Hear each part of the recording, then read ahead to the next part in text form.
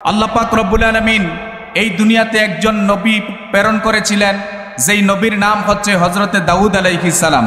সুবহানাল্লাহ কইতেন না? এই দাউদ আলাইহিস সালামের একজন সন্তান ছিল, সেই সন্তানের নাম হচ্ছে হযরতে সুলাইমান আলাইহিস সালাম। কোন সুবহানাল্লাহ। বাবাও নবী, সন্তানও নবী। সুবহানাল্লাহ কইতেন না? হযরতে সুলাইমান আলাইহিস সালামের বাবা ছিলেন দাউদ আলাইহিস সালাম, বাবাও নবী, সন্তানও নবী। সুবহানাল্লাহ বলবেন না? সন্তান যেমন তেমন নবী না, সাধারণ কোন নবী না। আল্লাহ পাক রব্বুল আলামিন গোটা বিশ্বটাকে চারজন বাদশা দিয়া পরিচালনা করছেন। কয়জন? চারজন বাদশা গোটা বিশ্বটাকে পরিচালনা করেছিলেন। এর মধ্যে দুইজন হচ্ছে মুসলমান আর দুইজন হচ্ছে কাফের। কথা কোন ঠিক কিনা? মুসলমানদের মধ্যে দুইজনের মধ্যে একজন হচ্ছে বাদশা সুলাইমান, আরেকজন হচ্ছে বাদশা জুলকারনাইন। কোন সুবহানাল্লাহ। কাফেরদের মধ্যেও দুইজন ছিল, একজন হচ্ছে বাদশা নমরুদ, আরেকজন হচ্ছে বখতে নসর। এই চারজন বাদশা গোটা বিশ্বটাকে পরিচালনা করেছিলেন। গোটা বিশ্বটা কি শুধু বাংলাদেশের সমান? কথা কয় না। শুধু বাংলাদেশের সমান? বাংলাদেশের সমান না। মুসলমানদের মধ্যে দুইজন ছিলেন, একজন সুলাইমান, আরেকজন বাদশা জুলকারনাইন। বাদশা জুলকারনাইন তিনি যেমন তেমন ব্যক্তি ছিলেন না, তিনি দুনিয়াতে 1600 বছর হায়াত পাইছে। সুবহানাল্লাহ বাদ কইেন। কত বছর হায়াত পাইছে? 1600 বছর হায়াত পাইছে বাদশা জুলকারনাইন। আমাদের 14 গোষ্ঠী মিল্লা 1600 বছর হায়াত পাইনি? আমরা পাই না। কথা কোন ঠিক কিনা? আমরা এখন সর্বোচ্চ 50, 60, 70, এর বেশি কিন্তু আমরা হায়াত পাই। সর্বোচ্চ পাইলে 100 বছর। আচ্ছা বলেন, আপনাদের গ্রামে 100 বছরের মুরব্বী কয়জন পাইবেন? আমার তো মনে হয় না কুজ্জা পাইবেন। থাকলেও 1জন থাকতে পারে, মনে হয় না। কথা কোন ঠিক কিনা? কিন্তু বাদশা জুলকারনাইনকে আল্লাহ তাআলা হায়াত দিয়েছিলেন 1600 বছর। কোন সুবহানাল্লাহ। বাদশা জুলকারনাইনের একটা ঘোড়া ছিল। কি ছিল? একটা মুজেজার ঘোড়া দান করেছিলেন আল্লাহ তাআলা তাকে। ওই ঘোড়াটা দিয়ে বাদশা জুলকারনাইন এই ঘোড়াটার উপরে সওয়ার হয়ে তামাম পৃথিবীটাকে 2বার ঘোরা দিছে। সুবহানাল্লাহ কইতেন না? বাদশা জুলকারনাইনের ঘোড়াটা এতই দ্রুতগামী ছিল যে এক কদমে 12,000 কিলোমিটার বেগে চলতো। আল্লাহু আকবার বলবেন না? সাধারণ বিষয়টা। এই বাদশা জুলকারনাইন তিনিও আজকে অন্ধকার কবরে শুয়ে আছে। ঠিক কিনা বলেন? আরেকজন ছিলেন সুলাইমান আলাইহিস সালাম, যিনি ছিলেন এমন একজন নবী, আল্লাহ তাআলা তাকে সমস্ত মাখলুকাতের ভাষা শিক্ষা দিয়েছে। কোন সুবহানাল্লাহ। দাউদ আলাইহিস সালামের পুত্র সুলাইমান আলাইহিস সালাম, আল্লাহ তাআলা তাকে পাখির ভাষা শিক্ষা দিয়েছে। সুবহানাল্লাহ বলবেন না? শুধু পাখির ভাষা নয়, পিঁপড়ার ভাষাও শিক্ষা দিছে। ছোট্ট একটা প্রাণী পিঁপড়া মনে মনে কি বলতো, এটা আল্লাহর নবী সুলাইমান বুঝতে পারত। সুবহানাল্লাহ কইতেন না? আল্লাহ রাব্বুল আলামিন তাকে পাখির ভাষা শিক্ষা দিয়েছেন। এটা আল্লাহ পাক কোরআনের মধ্যে বলে দিয়েছে। কোন সুবহানাল্লাহ। রব্বুল আলামিন কোরআনুল কারীমের মধ্যে ঘোষণা করে দিয়েছেন, ওয়ারিসা সুলাইমানু দাউদা ওয়া ক্বালা ইয়া আইয়ুহান নাস। রব্বুল আলামিন বললেন, ওয়ারিসা সুলাইমানু দাউদ আলাইহিস সালামের উত্তরসূরি হচ্ছেন হযরতে সুলাইমান আলাইহিস সালাম। সুবহানাল্লাহ বলেন। ওয়া ক্বালা ইয়া আইয়ুহান নাস, আর বললেন, ও দুনিয়ার মানুষেরা শোনো, উল্লিমনা মানতিকাত তায়র, আল্লাহ রাব্বুল আলামিন আমাকে পাখির ভাষা শিক্ষা দিয়েছেন। শুধু তাই নয়, ওয়া উতিনা মিন কুল্লি শাই, আল্লাহ পাক রব্বুল আলামিন আমাকে সব কিছু দান করেছে। কোন সুবহানাল্লাহ। ইন্না হাদা লাহুয়াল ফাদলুল মুবিন, আর এটা হচ্ছে রব্বুল আলামিনের পক্ষ থেকে পাওয়া একটা অনুগ্রহ, দয়া। সুবহানাল্লাহ বলেন। রব্বুল আলামিন কত বড় ক্ষমতা তাকে দান করেছেন। যেই নবী ডালের মধ্যে বসে একটা পাখি যদি কিচির বিচির করত, কি একটা পাখিকে আরেকটা পাখি কি বলতেছে, এটা আল্লাহর নবী সুলাইমান বুঝতে পারত। আল্লাহু আকবার। কত পাওয়ার দিয়েছেন রব্বুল আলামিন থেকে, কত জ্ঞান দিয়েছেন। শুধু তাই নয়, একটা পিঁপড়া আরেকটা পিঁপড়াকে কি বলতো, এটাও আল্লাহর পয়গাম্বর বুঝতে পারতেন। সুবহানাল্লাহ বলেন না? এই সুলাইমান আলাইহিস সালামকে আল্লাহ তাআলা সুলাইমান নবীর অধীনে, বাতাসকে সুলাইমান নবীর অধীনে করে দিয়েছে। সুবহানাল্লাহ বলেন। অর্থাৎ সুলাইমান নবী যদি বলতো যে বাতাস আমারে এখান থেকে উড়াইয়া ওই দেশে নিয়ে যা, বাতাস অটোমেটিক সুলাইমান নবীকে উড়াইয়া উড়াইয়া ওই দেশে নিয়ে যাইতো। আল্লাহু আকবার কইতেন না? কত পাওয়ার দিয়েছে আল্লাহ পাক রব্বুল আলামিন। এটা রব্বুল আলামিন কুরআনুল কারীমের মধ্যে ঘোষণা করে জানিয়ে দিয়েছেন। রব্বুল আলামিন বলেন, ওয়ালি সুলাইমানার রিহা গুদুবুহা শাহরুন ওয়া রাওয়াহুহা শাহর। রব্বুল আলামিন বলেছেন, আল্লাহ রব্বুল আলামিন বাতাসকে সুলাইমান নবীর অধীনে করে দিয়েছেন। শুধু তাই নয়, সুলাইমান নবী বাতাসের মাধ্যমে সকালে 1 মাসের রাস্তা এবং বিকালে 1 মাসের রাস্তা যাইতে পারতেন। কোন সুবহানাল্লাহ। তিনি বাতাসের মধ্যে, তিনার একটা আসন ছিল, তখ্ত ছিল, এটার মধ্যে বসে তিনি বাতাসের মাধ্যমে সকালবেলা 1 মাসের রাস্তা চলতে পারতেন এবং বিকালবেলা 1 মাসের রাস্তা চলতে পারতেন। সুবহানাল্লাহ কইতেন না? তাইলে রব্বুল আলামিন এই সুলাইমানকে কত বেশি পাওয়ার দিয়েছে। আল্লাহু আকবার বলেন। এজন্য বলতেছিলাম সুলাইমান আলাইহিস সালাম কত বড় একজন নবী ছিলেন। সুলাইমান নবীর স্ত্রী ছিল 100 জন। আল্লাহু আকবার কইতেন না? কয়জন ছিল? 100 জন। সুলাইমান নবীকে আল্লাহ তাআলা 100 জন স্ত্রী দিয়েছে। সুবহানাল্লাহ বলেন। 100 জন স্ত্রী। একদিন সুলাইমান আলাইহিস সালাম তিনি ছিলেন জিহাদ প্রেমিক। কি ছিলেন? জিহাদ প্রেমিক। তিনি জিহাদ করতে বেশি ভালোবাসতেন, পছন্দ করতেন, আল্লাহর রাস্তায় লড়াই করতে ভালোবাসতেন। তো সুলাইমান আলাইহিস সালাম তিনি মনে মনে চিন্তা করতেছে, আজকে আমি আমার 100 জন স্ত্রীর সাথে মিলন করব। নবীদেরকে আল্লাহ তাআলা একটা শারীরিক আধ্যাত্মিক শক্তি দান করেছিলেন, আমাদের মতো না। আল্লাহ তাআলা তাদেরকে কমপক্ষে জান্নাতি 40 জন যুবকের শক্তি দান করছে। সুবহানাল্লাহ বলবেন না? তাহলে সুলাইমান আলাইহিস সালাম মনে মনে চিন্তা করলেন যে আমি আমার 100 জন স্ত্রীর সাথে মিলন করব। 100 জন স্ত্রীর সাথে মিলন করলে 100টা বাচ্চা যদি হয়, এগুলো যদি বড় হয়, তাদেরকে নিয়ে আমি জিহাদ করতে পারবো আল্লাহর রাস্তায়। কোন সুবহানাল্লাহ। তিনি জানি এই চিন্তা করলেন, তিনি এই কথাটা বলেন নাই যে আমি আমার স্ত্রীদের সাথে মিলন করার পরে, মিলনের ফলে আল্লাহ তাআলা যদি আমাকে সন্তান দেয় ইনশাআল্লাহ, তিনি বলেন নাই। এটা বলতে তিনি ভুইলা গেছিলেন। সুবহানাল্লাহ কইতেন না? এটা বলতে কি করছেন? ভুইলা গেছেন। সুলাইমান আলাইহিস সালাম তার 100 জন স্ত্রীর সাথে মিলন করলেন। মিলন করার পরে রব্বুল আলামিন কোন স্ত্রীর ঘরে সন্তান দেন নাই। আল্লাহু আকবার বলেন। কিন্তু একজন স্ত্রীর ঘরে একটা সন্তান দিলেন, যেই সন্তানটা আমাদের মতো পরিপূর্ণ ছিল না, সন্তানটা বিকলাঙ্গ ছিল। ওই সন্তানটা এমন একটা সন্তান ছিল যার হাত ছিল না, পা ছিল না, যাকে সুটাম দেহের ছিল না, একটা গোস্তের টুকরা ছিল। যখন সুলাইমান নবীর স্ত্রীর গর্ভ থেকে এই সন্তানটা যখন দুনিয়ার জমিনের মধ্যে আসলেন, এই দৃশ্যটা সুলাইমান নবীর দাসী দেখলেন। দেখার পরে সুলাইমান নবীর দাসী ওই সন্তানটাকে তার আসনটার মধ্যে নিয়ে বসাইলেন। আসনটার মধ্যে বসানোর পরে সুলাইমান আলাইহিস সালাম কিছুক্ষণ পরে তিনি যখন আসলেন, এই সন্তানটাকে দেখলেন। দেখার পরে তিনি অবাক হয়ে গেলেন। তিনি বুঝতে পারলেন, আহারে, আমি যখন আমার স্ত্রীদের সাথে মিলন করেছিলাম তখন আমি ইনশাআল্লাহ বলেছিলাম না। এই জন্য মনে হয় রব্বুল আলামিন আমাকে এই সন্তানটা দান করেছে। এই কথাটা রব্বুল আলামিন কুরআনুল কারীমের মধ্যে কোট করে দিয়েছে। কোন সুবহানাল্লাহ। রব্বুল আলামিন বলেন, ওয়ালাকাদ ফাতান্না সুলাইমানা ওয়া আলকাইনা আলা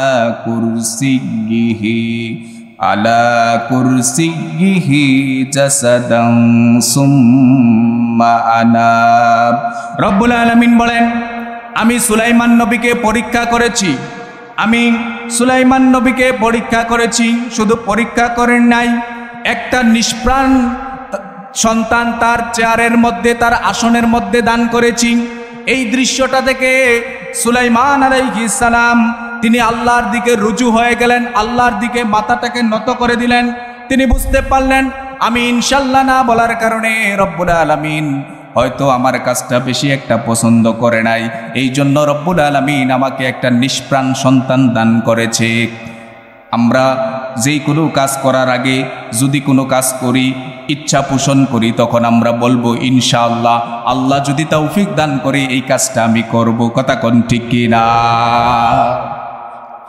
আপনি যদি ইনশাআল্লাহ না বলেন, মনে রাখবেন মুসলমান, আপনার আমার ক্ষেত্রে এমনটা হইতে পারে কি পারে না? কথা কোন না, পারে কি পারে না? অবশ্যই অবশ্যই। আপনি আর আমি যদি ইনশাআল্লাহ না বলি, তাইলে রব্বুল আলামিন আমাকে আপনাকেও এমনটা দান করতে পারে। কথা কোন ঠিক কিনা? আল্লাহ রব্বুল আলামিন সুলাইমান নবীর মতো এমন একজন পয়গাম্বরকে এত ক্ষমতা দিয়েছেন। সুলাইমান নবীর ক্ষমতার কথা যদি আপনারা শুনতে চান, মনোযোগ সহকারে শোনা লাগবে। রাজি আছেননি? একটু মনোযোগ সহকারে বসেন। সুলাইমান নবী একদিন তার সৈন্যবৈন্য নিয়া তিনি ঘোড়ার মধ্যে আরোহণ করে এক এলাকার মধ্যে দিয়ে যাচ্ছিলেন। সুলাইমান আলাইহিস সালাম পিঁপড়ার ভাষা বুঝতেন। একজন পিঁপড়া আরেকজন পিঁপড়ার কাছে কি বলতেছে এটা সুলাইমান নবী কি দেন না, এটা বুঝতেন। একদিন দেখবেন পিঁপড়ার খাসলত কি জানেন? সামনের পিঁপড়াটা যেই দিকে যায়, পিছনের সবগুলো এটার পিছনে পিছনে যায়। কথা কোন ঠিক কিনা? এই সামনের পিঁপড়াটা যেদিকে যাবে, সামনের পিঁপড়াটারে বলা হয় রাজা। অর্থাৎ এটা সামনের দিকে যেই দিকে যাবে, পিছনের সবগুলো পিঁপড়াও কি সাথে সাথে যাবে। কথা কোন ঠিক কিনা? তো একদিন সুলাইমান আলাইহিস সালাম তার দলবল সৈন্যবৈন্য নিয়া এটা সুলাইমান নবী যাচ্ছিলেন একটা এলাকার মধ্য দিয়া। তো সমস্ত পিঁপড়ারা জমিন থেকে, গর্ত থেকে উপরে উঠছে। উপরে উঠার পরে রাজা যেই পিঁপড়াটা, ওই পিঁপড়াটা খবর পাইছে যে সুলাইমান নবী এদিক দিয়ে আসবে। সুলাইমান নবী যদি ঘোড়া নিয়ে আমাদের উপর দিয়া যায়, তাহলে আমাদের শত শত পিঁপড়া মারা যাবে। তখন রাজা পিঁপড়াটা বাকি সকল পিঁপড়াকে এলান করে দিল, এই শোনো, সুলাইমান আসতেছে সৈন্যবৈন্য নিয়া, ঘোড়া দিয়া এদিক দিয়া যাবে। সুতরাং সুলাইমান নবীর ঘোড়ার পায়ের চাপার মধ্যে পড়ে আমরা মারা যাইতাম পারি। হয়তো আল্লাহর নবীরা ইচ্ছা করে আমাদেরকে মারবে না, তারা অনিচ্ছাকৃতভাবে আমাদেরকে না দেখে মারতে পারে। সুলাইমান নবী এটা শুনে লাইছে। সুবহানাল্লাহ কইতেন না? সুলাইমান আলাইহিস সালাম পিঁপড়ার এই কথাটা যখন শুনলেন, সুলাইমান আলাইহিস সালাম পিঁপড়াটার প্রতি একটু খুশি হয়ে গেলেন। সুলাইমান নবী যখন শুনলেন পিঁপড়া বলতেছে আরেক পিঁপড়াকে সুলাইমান নবী সৈন্যবৈন্য নিয়ে আসবে, অনিচ্ছাকৃতভাবে তারা আমাদেরকে মেরে ফেলতে পারে, এই কথাটা যখন বললেন, এই কথাটা বলার পরে সুলাইমান নবী একটু খুশি হয়ে একটা হাসি দিলেন। সুবহানাল্লাহ বলেন। সুলাইমান আলাইহিস সালাম একটা হাসি দিলেন। এই হাসির কথাটা আল্লাহ পাক কোরআনের মধ্যে বলে দিয়েছে। সুবহানাল্লাহ বলেন। রব্বুল আলামিন বলেন, ফাতাবাসসামা দাহিকাম মিন কওলিহা। আল্লাহর পয়গাম্বর সুলাইমান আলাইহিস সালাম পিঁপড়ার কথা শুনে মুস্কি হেসে দিলেন। এই কথাটা রব্বুল আলামিন কুরআনুল কারীমের মধ্যে কোট করে দিয়েছে। কোরআনের মধ্যে পিঁপড়ার নামেও একটা সূরা আছে। কোন সুবহানাল্লাহ। এত বড় বড় প্রাণী থাকতে আল্লাহ তাআলা পিঁপড়ার নামেও কোরআনের মধ্যে সূরা দিয়েছে। সুবহানাল্লাহ কইতেন না? হাতির নামেও সূরা আছে, সূরাতুল ফিল, যেটা আপনারা সবাই পারেন, আছে না? মাকড়সার নামে কোরআনের মধ্যে সূরা আছে। বাকারা, গরুর নামেও সূরা আছে। আল্লাহ তাআলা চতুষ্পদ জন্তুর নামেও কোরআনুল কারীমের মধ্যে সূরা দিয়েছে। সুবহানাল্লাহ বলবেন না? আল্লাহ পাক রব্বুল আলামিন সুলাইমান নবীকে কেমন ক্ষমতা দান করেছেন। বিশেষ করে তিনি যখন সিংহাসনের মধ্যে বসেছিলেন, তার বয়স ছিল মাত্র 13 বছর। সুবহানাল্লাহ বলবেন না? তিনি অনেক জ্ঞানের অধিকারী ছিলেন। বিশেষ করে তিনি সূক্ষ্ম বিচার করতে পারতেন। সূক্ষ্ম কি করতে পারতেন? বিচার করতে পারতেন। হযরতে দাউদ আলাইহিস সালামের জামানায় একটা মেয়ের উপরে, সুন্দরী যুবতী একটা মেয়ের উপরে এলাকার কিছু কিছু মানুষ অত্যাচার নির্যাতন করত। ওই সুলাইমান আলাইহিস সালামের বাবা দাউদ আলাইহিস সালামের জামানায় ওই মেয়েটার উপরে যখন অত্যাচার করা হতো, মেয়েটা একজন সালিশের কাছে গিয়ে বিচার দিলেন। গিয়ে বললেন, এলাকার কিছু কিছু যুবক, কিছু কিছু মানুষ আমার উপরে অত্যাচার করে, নির্যাতন করে, আপনি বিচার করে দেন। কিন্তু মেয়েটা ছিল অত্যন্ত সুন্দরী মেয়ে। সুন্দরী মেয়ে দেখলে এলাকার যুবকদের মাথা নষ্ট হয় কি হয় না? একথা কোন হয় কি হয় না? ওই সালিশের কাছে গিয়ে যখন বিচার দিলেন, সালিশ মনে মনে চিন্তা করলেন, মেয়েটা এত সুন্দর মেয়ে, তার উপরে এলাকার মানুষেরা অত্যাচার করে, সে বিচার না করে মেয়েটার প্রেমে আসক্ত হয়ে তাকে বিয়ের প্রস্তাব দিছে। মেয়েটা মনে মনে চিন্তা করলো, যার কাছে বিচারের জন্য এসেছি সে আমারে বিয়ের প্রস্তাব দিছে, না না না না, তার কাছে আমি সঠিক বিচার পাবো না, সুতরাং তার কাছ থেকে বিদায় নেই। এমনি করে দ্বিতীয় আরেকজন সালিশের কাছে গেল। দ্বিতীয় একজন সালিশের কাছে যাওয়ার পরে ওই সালিশও মেয়েটাকে দেখে পছন্দ করে ফেলছে। এত সুন্দরী মেয়ে আমাদের এলাকার মধ্যে, এই মেয়েটাকে বিয়ে করতে পারলে জীবনধন্য। এই চিন্তা করে মেয়েটাকে বিয়ের প্রস্তাব দিলেন। মেয়েটা ভাবলেন, যেই সালিশ আমাকে সঠিক বিচার করতে পারলো না, বিয়ের প্রস্তাব দিয়েছে, ওই সালিশের কাছে সঠিক বিচার পাবো না। তিনি আরেকজন 3 নম্বরে আরেকজন সালিশের কাছে গেলেন। তৃতীয় ব্যক্তিও সেম কথা বললেন। চতুর্থ আরেকজন সালিশের কাছে গেলেন। চতুর্থ ব্যক্তিও ঠিক সেম কথা বললেন। 4 জন সালিশের কাছ থেকে বিচার না পেয়ে মেয়েটা মনে মনে চিন্তা করতেছে, আহারে 4 জনের কাছে গেলাম, কোনো ব্যক্তি আমার বিচার করে দিল না, আর আমার বিচারের কোনো দরকার নাই, ঘরের মধ্যে বৈশা থাকি। এখন 4 জন সালিশ কিন্তু আর বৈশা রইছে না। 4 জনের সাথে 4 জনের আলাপ হইছে যে মেয়েটা 4 জনকে নাকুচ করে দিয়েছে। এই 4 জন এবার সিদ্ধান্ত নিল, এই মেয়েটাকে এইভাবে ছেড়ে দেয়া যায় না। 4 জন সিদ্ধান্ত নিল যে চলো দাউদ আলাইহিস সালামের দরবারে। দাউদ আলাইহিস সালামের দরবারে গিয়ে 4 জন সালিশ বললেন, আমাদের সমাজের মধ্যে একটা মেয়ে আছে, যেই মেয়েটা শরিয়া মোতাবেক কোনো যুবকের কাছে বিবাহ বসে না, কুকুরের সাথে রাত্রি যাপন করে। নাউজুবিল্লাহ। আচ্ছা বলেন তো, কথাটা কি সত্য না মিথ্যা? মিথ্যা কিনা? অবশ্যই মিথ্যা। তখন দাউদ আলাইহিস সালাম বললেন, তোমরা যে বললা মেয়েটা কুকুরের সাথে রাত্রি যাপন করে, তোমাদের কাছে কোনো ডকুমেন্ট আছে নাকি, প্রমাণ আছে নাকি? ওই লোকটা 4 জন বলল, হ আমাদের কাছে 4 জন প্রমাণ আছে, 4 জন সাক্ষী আছে।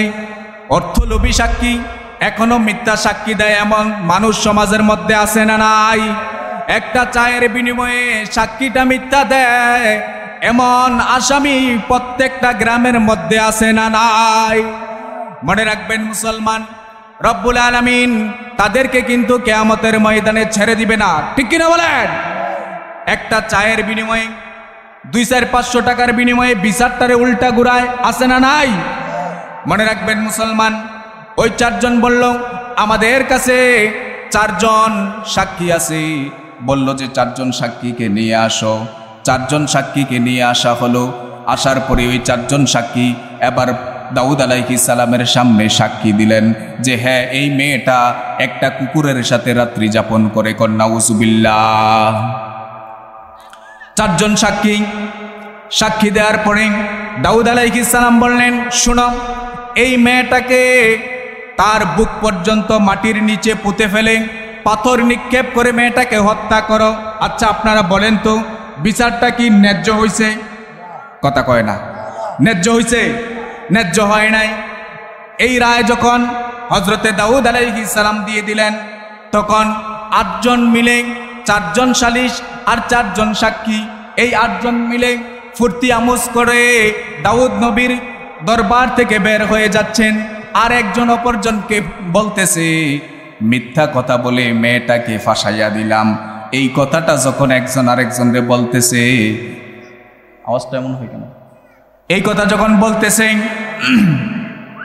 এই কথা একজন অপরজনকে বলতেছে যে মিথ্যা সাক্ষী দিয়া মেয়েটাকে ফাঁসাইয়া দিলাম, এই কথাটা আল্লাহর পয়গাম্বর সুলাইমান নবী শুনে ফেলেছে। সুবহানাল্লাহ বলেন। সুলাইমান নবী এবার রাজ দরবারে প্রবেশ করলেন।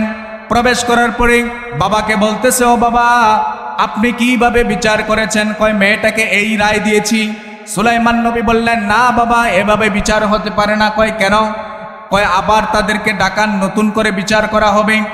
এই 8 জনকে নতুন করে আবার ডাকা হলো। 4 জন সালিশ, 4 জন সাক্ষী। সাক্ষীদেরকে আলাদা রাখছে, 4 জন সালিশদেরকে আলাদা রাখছে আরেক রুমের মধ্যে। এবার দাউদ আলাইহিস সালাম বলতেছে, ও সন্তান সুলাইমান, গত বিচার তো আমি করছি, এবার তুমি বিচার করে দাও, দেখি সঠিক বিচার করতে পারো নাকি। তখন বাবার কথা শুনে সুলাইমান আলাইহিস সালাম ওই 4 জন সাক্ষীর মধ্যে একজন রে ডাকছে। কোন সুবহানাল্লাহ। একজন সাক্ষীকে ডাকলেন। একজন সাক্ষীকে ডাকার পরে জিজ্ঞাসা করলেন, রে সাক্ষী, ও সাক্ষ্যদানকারী, তুমি বলো তো এই মেয়েটা যেই কুকুরটার সাথে রাত্রি যাপন করে ওই কুকুরটার গায়ের রং কি? সুবহানাল্লাহ কইতেন না? একজন সাক্ষী বলল যে কুকুরটার গায়ের রং হচ্ছে লাল। তারপরে তারে আরেকটা রুমের মধ্যে আবদ্ধ করে দিলেন। তারপরে সুলাইমান নবী দ্বিতীয় সাক্ষীকে ডাকলেন। দ্বিতীয় সাক্ষীকে ডেকে বললেন, রে সাক্ষ্যদানকারী, এবার বলো, তুমি বলো তো এই মেয়েটা যেই কুকুরটার সাথে রাত্রি যাপন করে কুকুরটার গায়ের রংটা কি, ওই কুকুরটার গায়ের কালারটা কি? ওই সাক্ষী বলতেছে কুকুরটার কালার হচ্ছে সাদা। এমনি চারজনকে যখন ডাকা হলো, চারজনে চার রকমের কালার কইছে। কোন সুবহানাল্লাহ। সুলাইমান আলাইহিস সালাম এবং দাউদ আলাইহিস সালাম বুঝতে আর বাকি নাই, এটা যে মিথ্যা কথা বলেছে, মিথ্যা সাক্ষী দিয়েছে, এটা আর আল্লাহর পয়গাম্বর বুঝার বাকি। কথা কোন ঠিক কিনা? সঠিক সমাধান করে দিলেন। এবার বললেন মেয়েটাকে কোনো শাস্তি দেয়া হবে না। যেই চারজন সালিশ আর যেই চারজন সাক্ষী দ্বারা সাক্ষী দিয়েছে তাদেরকে প্রত্যেকে 8 জনকে বুক পর্যন্ত মাটির নিচে পুঁতে ফেলে দিয়ে পাথর নিক্ষেপ করে হত্যা করা হোক। কথা কোন ঠিক কিনা? মনে রাখবেন মুসলমান, সেটা হচ্ছে হযরতে সুলাইমান নবী। কেমন নবী তিনি ছিলেন, যার কোনো তুলনা হয় না। শুধু তাই নয়, কত বিচক্ষণতা তার ছিল। সুলাইমানের জামানায় 2 জন মহিলা 2টা দুধের বাচ্চা নিয়ে এক রাস্তা দিয়ে সফর করছিলেন। হাঁটতে হাঁটতে হাঁটতে হাঁটতে সামনে যাওয়ার পরে 2 জন মহিলা ক্লান্ত হয়ে গেলেন, পরিশ্রান্ত হয়ে গেলেন। পরিশ্রান্ত হয়ে যাওয়ার পরে 2 জন মহিলা বিশ্রাম নেওয়ার জন্য একটু শুইলেন। শোয়ার পরে 2 জন মহিলা যখন জমিনের মধ্যে শুইলেন, শোয়ার পরে তারা উভয়ে ঘুমাইয়া গেছে। ঘুমিয়ে যাওয়ার পরে ঘুম থেকে উঠে দেখতেছে একজনের বাচ্চা নাই, আরেকজনের বাচ্চা আছে। সুবহানাল্লাহ বলেন। দেখলেন যে একজন মহিলার বাচ্চা আছে, আরেকজনের বাচ্চা নাই। এবার যেই মহিলার বাচ্চা নাই ওই মহিলার প্রথম ঘুম ভাঙছে। ঘুম ভাঙার পরে তিনি দেখতেছে তার পাশে তার সন্তান নাই, কিন্তু অপর মহিলার সন্তান আছে। তিনি খোঁজাখুঁজি করলেন, কিন্তু তার সন্তানকে আর খুঁজে পাচ্ছে না। সন্তানকে নিয়ে গিয়েছে, খুঁজে পাওয়া যাচ্ছে না। তিনি মনে মনে চিন্তা করলেন, আমার সন্তান তো গেছেই, এবার উনার সন্তানটা আমি নিয়ে আসি, আমার সন্তানের জায়গায় শুয়াই রাখি। তিনার চিন্তা হলো, এই সন্তানটাকে যদি নিয়ে যাইতে পারে ওই মহিলা মনে করবে তার সন্তানটা চুরি হয়েছে, কিন্তু যার যার সন্তানতে চিনে কি চিনে না? কথা কয় না, চিনে কি না? অবশ্যই চিনে। যখন ওই অপর মহিলা যার সন্তান চুরি হয়েছে আর যার সন্তান চুরি হয় নাই, ওই মহিলার সন্তান যখন সে নিয়ে গেল, ঘুম থেকে জাগ্রত হওয়ার পরে আসল সন্তানের মা যখন জাগ্রত হলেন, নিজের সন্তান খুঁজে পাইছে না, দেখতেছে ওর কাছে শুয়ে আছে। তখন যখন ওই সন্তানকে আনতে গেলেন, ওই মহিলা বলতেছে এটা তোমার সন্তান না, এটা আমার সন্তান। নাউজুবিল্লাহ কোন। বলতেছে এটা তোমার সন্তান না, তোমার সন্তান নাই এখানে, তোমার সন্তান কোথায় আছে জানি না, এটা তোমার সন্তান না, এই সন্তানকে তুমি নিতে পারবে না। মহিলা বলতেছে না, এটা আমার সন্তান, আমি আমার সন্তানকে চিনি, আমার সন্তান এখানে ছিল, তুমি চুরি করেছ। তখন 2 জন মহিলার মধ্যে ঝগড়া হলো। ঝগড়া হওয়ার পরে বলতেছে চলো বাদশার দরবারে, সুলাইমানের দরবারে চলো। সুবহানাল্লাহ বলেন। কই সুলাইমানের দরবারে চলো। সুলাইমানের দরবারে যখন গেলেন, যাওয়ার পরে সুলাইমান আলাইহিস সালাম যেই বাচ্চাটা যেই মহিলা নিয়ে রাখছে ওই মহিলাকে জিজ্ঞাসা করলেন, বাচ্চা কি আপনার? কয় হ্যাঁ। তারপরে বললেন, ওই অপর মহিলাকে বললেন, এই বাচ্চাটাও কি আপনার? কয় হ্যাঁ। কয় 2 জনে বাচ্চার দাবিদার, তাহলে আসল মা কে? সুলাইমান নবী একটা টেকনিক করলেন। সুলাইমান নবী জল্লাদকে বললেন, রে জল্লাদ, রাজ দরবার থেকে একটা ছুরি নিয়ে আসো। 2 জনে যেহেতু বাচ্চার দাবিদার, 2 জনকে 2টা টুকরো করে 2 জনকে 2টা টুকরা দিয়া দেমু। জল্লাদ ছুরি আনা হলো। জল্লাদ যখন ছুরি আনলেন, আনার পরে জল্লাদ বলতেছে, আমি ছুরি আনছি, এখন কি 2 টুকরা করব নাকি বাচ্চা? এখন 2 জন মা 2 পাশে। আসল যেই বাচ্চার মা, এই বাচ্চার মার চোখ দিয়ে পানি বের হয়ে গেছে, আর যেই বাচ্চার মা নকল, ওই নকল বাচ্চার মা কোনো কিছু বলতেছে না। তখন আসল মা বলতেছে, ও বাদশা সুলাইমান, আমার কোনো সন্তান লাগবে না, আমার সন্তানের কোনো প্রয়োজন নাই, এই সন্তানটা তাকে দিয়া দেন, তারপরেও আমার বাবা সন্তানটা বেঁচে থাকুক। কোন সুবহানাল্লাহ। সুলাইমান নবী বুঝতে আর বাকি নাই যে এইটার আসল মাকে, ঠিক কিনা বলেন? সুলাইমান নবী বুঝে ফেললেন যে এই সন্তানের মাকে। এমনি করে হযরতে সুলাইমান আলাইহিস সালাম বিচার কার্য করেছেন। সুলাইমান নবী এত পাওয়ারফুল নবী ছিলেন, যিনি মুহূর্তের মধ্যে একটা অগোছালো বিষয়কে সমাধান করে দিতে পারতেন। সুবহানাল্লাহ বলেন। আল্লাহ পাক রব্বুল আলামিন তার বান্দা সুলাইমানকে এই শিক্ষা দিয়েছেন। সুবহানাল্লাহ বলেন। আল্লাহ পাক রব্বুল আলামিন কুরআনুল কারীমের মধ্যে অসংখ্য আয়াত দ্বারা সুলাইমান নবীর মর্যাদা বর্ণনা করেছেন। তাইলে আমরা বলেন তো, এই সুলাইমান নবীর মতো যদি আজও আমাদের সমাজের মধ্যে সঠিক বিচার করা হতো, তাইলে আমাদের সমাজের মধ্যে কোনো অন্যায় কাজ আমাদের দ্বারা হতো না, ঠিক কিনা বলেন? কিন্তু আমাদের সমাজে তো সঠিক বিচারটা করা হয় না। আমাদের সমাজের মধ্যে তো সুলাইমান নবীর নীতি অনুসরণ করে বিচার করা হয় না। আমাদের সমাজে সুর আছে না নাই? কথা কয় না, আছে কিনা? আচ্ছা বলেন তো, সুরের আইন হচ্ছে হাত কাটা, কোরআনের আইন। আমাদের সমাজের মধ্যে সুর ধরা পড়ে কি পড়ে না? কয়জনের হাত কাটছেন? কাটছেন নি? কাটছি, কাটি নাই। অথচ রব্বুল আলামিন কুরআনুল কারীমের মধ্যে বলেছেন, ওয়াস-সারিকু ওয়াস-সারিকাতু ফাকতাউ আইদিয়াহুমা জাযাআম বিমা কাসাবা নাকালাম মিনাল্লাহ। রব্বুল আলামিন বলেন, ওয়াস-সারিকু ওয়াস-সারিকাতু ফাকতাউ আইদিয়াহুমা, চোর নারী হোক আর পুরুষ হোক, তাদের হাত কেটে দাও। জাযাআম বিমা কাসাবা নাকালাম মিনাল্লাহ, এটা রব্বুল আলামিনের পক্ষ থেকে তাদের শাস্তি। কথা কোন ঠিক কিনা? আজকে যদি আমাদের সমাজের মধ্যে একটা চোরের হাত কাটা যাইতো, তাইলে আমার মনে হয় সমাজের মধ্যে আর চোর খুঁজে পাওয়া যাইতো না।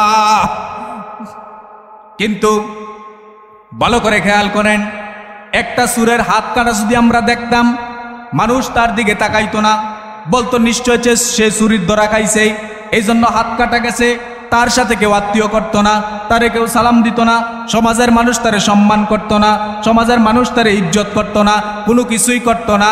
এমন একটা কাজ যদি করা যাইতো, সমাজের মধ্যে বাকি যত সুর আছে সব তারের মতো সোজা হইয়া যাইতো। কথা কোন ঠিক কিনা? কিন্তু আমাদের সমাজে কি চলে এগুলো?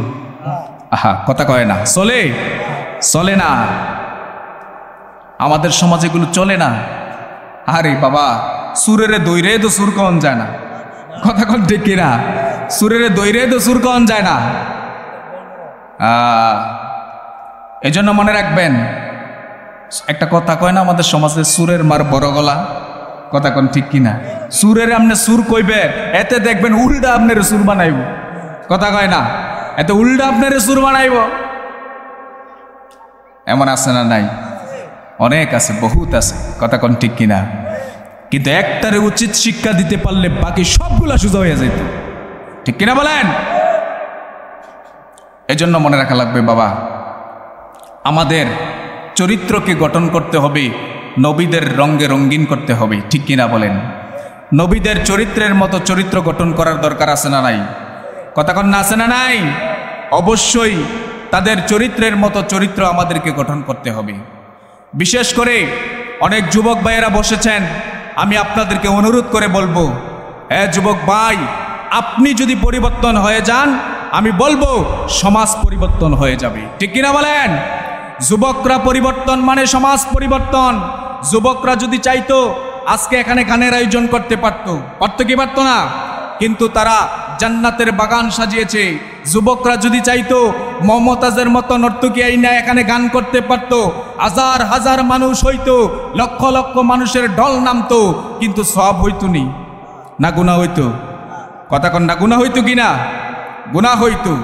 দেখবেন একটা কনসার্ট করলে হাজার হাজার পুলিশ দিয়া, শত শত পুলিশ দিয়া এটারে তদারকিকরণ লাগে, কিন্তু একটা মাহফিল যে সাজাইছেন জান্নাতের বাগান, একজন পুলিশের দরকার হইছে নি? কোনো মারামারি আছে, কাটাকাটি আছে, ঠেলাঠেলি আছে, কোনো কিছু নাই। কথা কোন ঠিক কিনা? এই জন্য যুবক ভাইদেরকে আমি বলবো, যুবক ভাইয়েরা আপনারা ইসলামের জন্য মাঠে নেমে যান। আপনারা আপনাদের চরিত্র নিয়ে সুন্দরভাবে মাঠে নামেন, দেখবেন সমাজ পরিবর্তন হয়ে যাবে। ঠিক কিনা বলেন?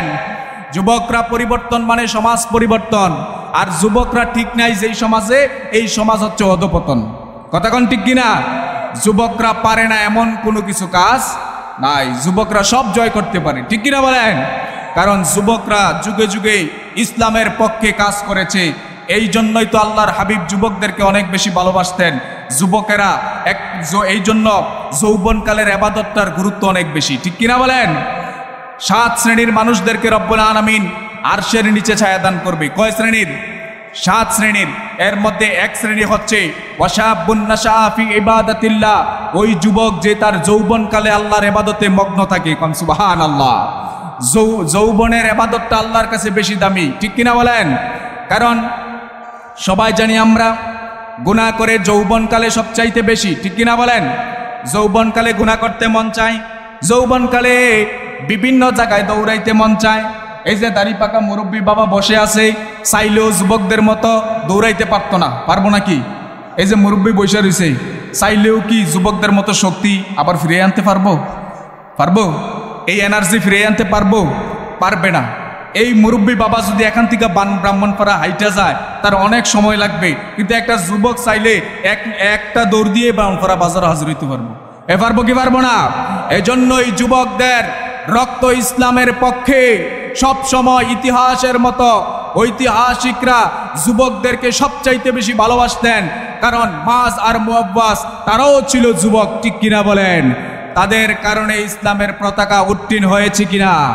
এজন্য যুবক ভাইদেরকে আমি অনেক ভালোবাসি। আমি নিজেও যুবক, ভালোবাসি যুবকদেরকে, আর বেশিরভাগ মাহফিলও করি যুবকদের মাহফিল। আল্লাহ পাক যুবক ভাইদেরকে হায়াত দান করুক, বলেন আমিন। মুরব্বী বাবারা থাকবেন সামনে সামনে, যুবকরা কাজ করবো, আপনারা থাকবেন সামনে। রাজি আছেন না? কারণ মুরব্বী না থাকলে তো বরকত থাকে না। কথা কোন ঠিকই না? বাবারা থাকা দরকার আছে না? বাবারা অবশ্যই থাকতে হবে, তাদের জন্য তো আমরা দুনিয়াতে আসতে পেরেছি। ঠিক কিনা বলেন?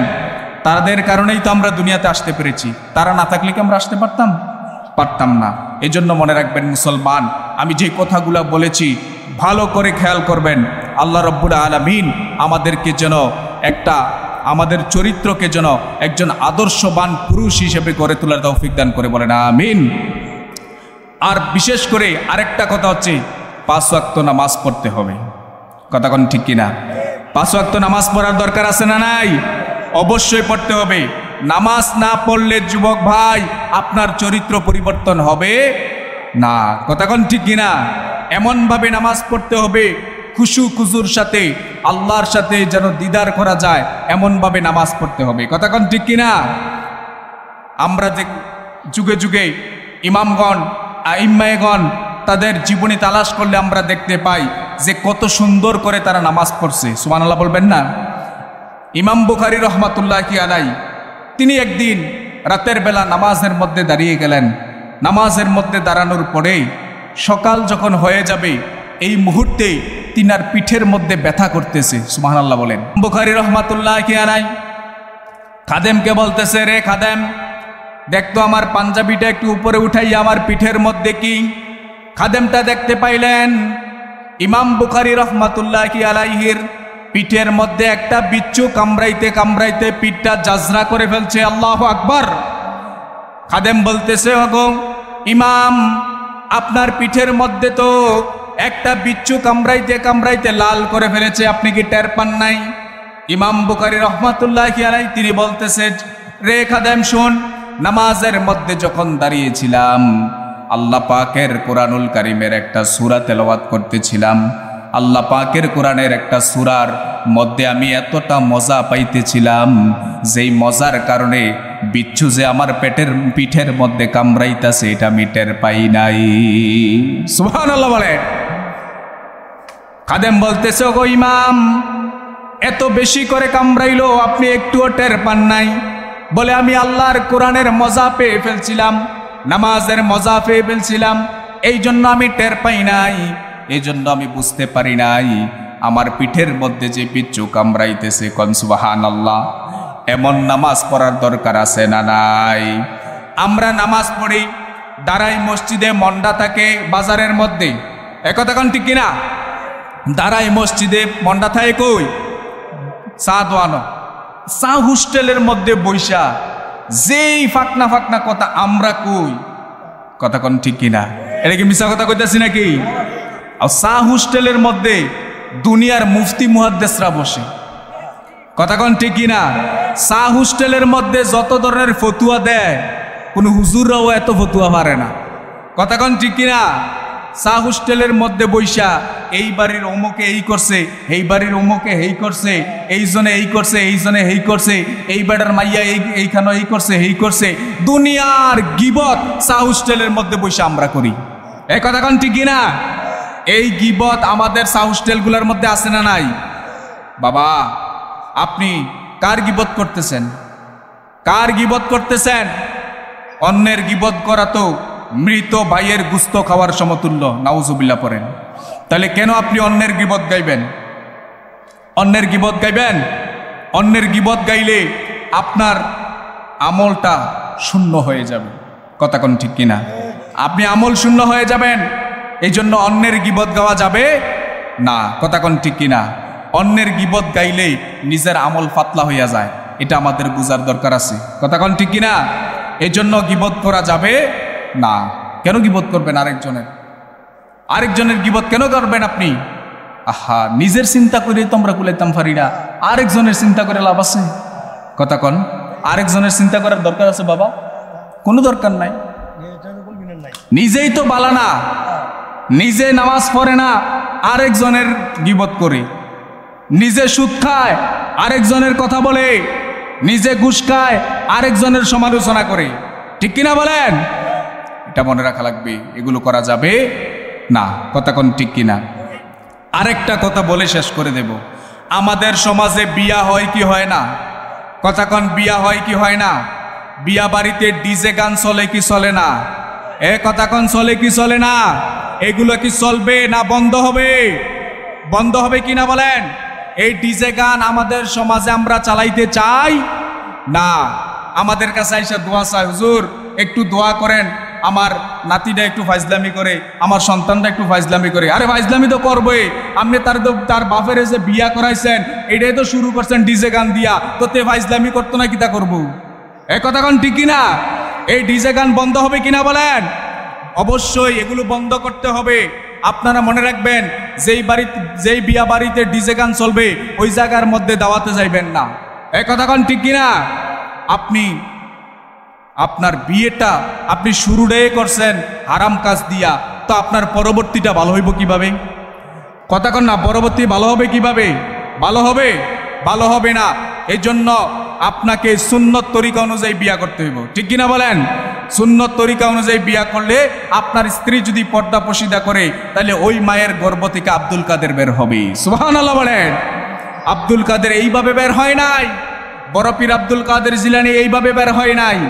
আবু সালে মুসা জঙ্গি একদিন তার বাড়িতে ফকির আসছে, কি আসছে? ফকির আসছে। ফকির আসার পরে আব্দুল কাদের জিলানীর আম্মা, তারের মধ্যে আমরা উঠানের মধ্যে কাপড় সরাই না, একথা কয় না, সরাই কিনা? তারের মধ্যে আব্দুল কাদের জিলানীর আম্মা তিনার একটা কাপড় তারের মধ্যে সরাইছে। সরানোর পরে একজন ফকির আইসা এই কাপড়টা দেখছে। ফকিরটা যখন চলে গেছে, আব্দুল কাদের জিলানীর আম্মার সেই কাপড়টা আব্দুল কাদের জিলানীর বাবা সাথে সাথে ছিঁড়ে ফেলে দিছে, সুবহানাল্লাহ কইতেন না? তাকে যখন জিজ্ঞাসা করা হলো কেন কাপড়টা ছিঁড়লেন, তিনি জবাব দিয়েছেন, যেই কাপড়ের মধ্যে ফকিরের নজর লেগেছে আমি আমার বিবিকে সেই কাপড়টা পরাবো না, সুবহানাল্লাহ বলেন। এমনিতে আব্দুল কাদের পেট থেকে বের হয় নাই, কথা কোন ঠিক কিনা? আপনি হুজুরের কাছে দোয়া করেন ভালো বাচ্চার জন্য, আপনার স্ত্রী ওই মার্কেটের মধ্যে উলঙ্গ অবস্থায় ঘুরে, কেমনে ভালো বাচ্চা আসবে, ঠিক কিনা বলেন? ভালো বাচ্চা কেমনে আসবে? একবার পত্রিকার মধ্যে দেখেছি, এক মহিলা ঈদের সময়ে মার্কেট করতে গেছে, মার্কেটের মধ্যে বাচ্চা প্রসব করছে। নাউজুবিল্লাহ কইতেন না? এবিডির মার্কেট করার কত জরুরি, এবার চিন্তা করে দেখেন। এবিডির মার্কেট করা কত জরুরি। এবিডি মার্কেটের ভিতরে বাচ্চা প্রসব করছে, ওই মহিলার মার্কেট করা কত জরুরি, আবার চিন্তা করে দেখেন। এজন্য মা বোনদেরকে বলছি, মা বোনেরা, আপনি যদি ভালো না হন, হাজার চেষ্টা করেও আপনার সন্তানকে ভালো বানাইতে পারবেন না। আপনি যদি নামাজ না পড়েন, হাজার চেষ্টা করেও আপনার সন্তানকে নামাজি বানাইতে পারবেন না। আপনি যদি পর্দা না করেন, হাজার চেষ্টা করেও আপনার সন্তানকে ভালো সন্তান বানাইতে পারবেন না। ঠিক কিনা বলেন? মাইনুদ্দিন চিশতি রহমাতুল্লাহি আলাইহি নাম শুনছেন কিনা? কাজা মাইনুদ্দিন চিশতি, যার হাতে 90 লক্ষ অমুসলিম মুসলমান হয়েছে। আল্লাহু আকবার। 90 লক্ষ, আর 9 লাখ না, 90 লক্ষ। কয় লক্ষ? 90 লক্ষ। যিনি 90 লক্ষ বিধর্মীকে মুসলমান বানাইছেন, তিনি একদিন ঘরের মধ্যে আনন্দের সাথে মায়ের কাছে বলতেছে, মা, আপনার সন্তানের হাতে 90 লক্ষ বিধর্মী মুসলমান হয়েছে। মা ডেকে বললেন, রে মাইনুদ্দিন চিশতি, তুমি মনে করেছো এটা তোমার কেরামতি? না না না, এটা হচ্ছে আমি মায়ের কেরামতি। কয় কেমনে? মা গো, কেমনে তা আপনার কেরামতি? মা ডেকে বললেন, বাবারে শোনো, তুমি জন্মের পরে আমি 1 ফোঁটা দুধ বিনা অজুতে তোমাকে পান করাই নাই। কোন সুবহানাল্লাহ। তোমাকে পেটে নিয়া, তুমি যতদিন পেটের মধ্যে ছিলা, ততদিন আমি আল্লাহর কোরআন তেলাওয়াত করেছি। সুবহানাল্লাহ। তুমি যতদিন পেটের মধ্যে ছিলা, ততদিন পর্যন্ত আল্লাহর কোরআন তেলাওয়াত করেছি। যতদিন পর্যন্ত দুধ পান করছ, প্রত্যেকটা দুধের ফোঁটা আমি অজু করে তোমাকে পান করাইছি। বিনা অজুতে 1 ফোঁটা দুধ আমি তোমাকে পান করাই নাই।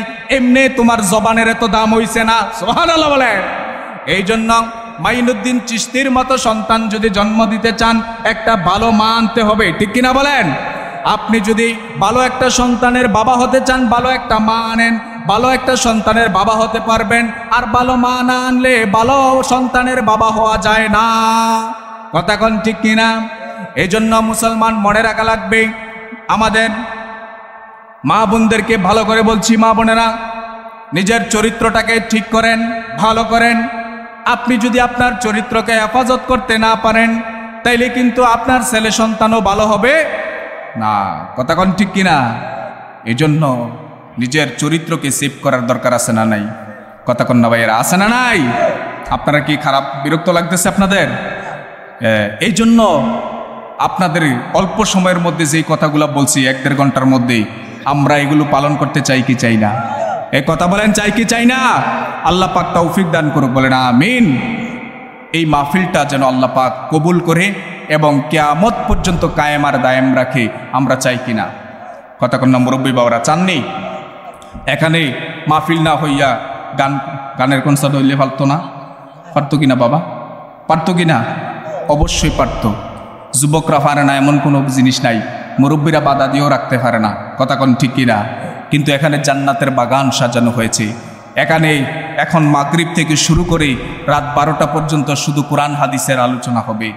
এই কোরআন হাদিসের আলোচনা যতক্ষণ পর্যন্ত এই জায়গার মধ্যে হবে, ততক্ষণ পর্যন্ত এই জায়গাটা জান্নাতের বাগান। সুবহানাল্লাহ বলবেন না? এটা এখানে কি লেখছেন? নোয়াপাড়া রমজান আলীর বাড়ি।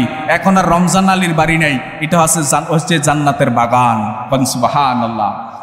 একবার এই যে মাগরিবের পড়তে বইছেন, এখন পর্যন্ত কয়বার সুবহানাল্লাহ কইছেন গণা আছে? আরে কথা কেনা গণা আছে? গণা নাই।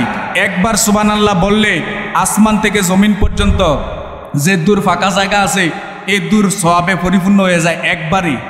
সুবহানাল্লাহ কইতেন না? তাহলে এই ওয়াজের শুরু থেকে এই পর্যন্ত কতবার সুবহানাল্লাহ কইছেন? আল্লাহু আকবার বলবেন না? অনেকবার বলছেন। আর মাহফিল শেষ হওয়ার আগ পর্যন্ত কতবার বলবেন? অনেকবার। কথা কোন ঠিক কিনা? তো সওয়াব হবে কি হবে না? অনেক সওয়াব হবে। কথা কোন ঠিক কিনা? এই জন্য মনে রাখা লাগবে, আমরা যদি আমরার চরিত্রটাকে ভালো করতে পারি, আল্লাহ পাক রব্বুল আলামিন অবশ্যই আমাদেরকে কবুল করবে। কথা কোন ঠিক কিনা?